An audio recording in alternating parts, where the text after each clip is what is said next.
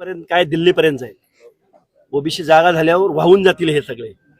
त्यांची जी कोल्हेकोई चालू आहे ना, हे लबाडांचं भामट्या लोकांचं हे मंडल यात्रा वगैरे. और बीपी मंडल कोण होते, त्यांचा सामाजिक न्याय म्हणजे काय. घरामध्ये 450 संस्थांचं पद घेऊन बसलेले शरदचंद्रजी पवार मंडल आयोगाच्या नावानं म्हणजे काय भामटेगिरी करतात ओबीसीच्या बाबत मध्ये.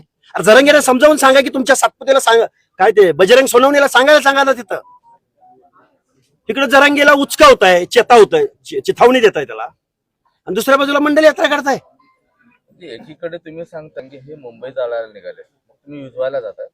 आम्ही अरे जर जरांगेला दुसरी कुठली भाषाच कळणार नसेल संविधानाची, मग आम्ही पण काय बांगड्या भरल्या का काय. बोलावं लागेल ना. हे आम्ही लढणारे आहोत. आम्हाला तुम्ही कितीही बदनाम करा, आमच्यात कितीही फूट पाडायचा प्रयत्न करा. आतापर्यंत 5-6 वेळा झालाय, इथून पुढे 10-12 वेळा होणार आहे. पण आम्ही थांबणार नाही. आम्ही कुठल्या आमदार खासदाराची पोरं नाही, कुठल्या पक्षाचे सक्रिय कार्यकर्ते नाही. आम्ही गावगड्यातल्या अर्ध्या लोकसंख्येच्या हक्काधिकाराची भाषा बोलणार.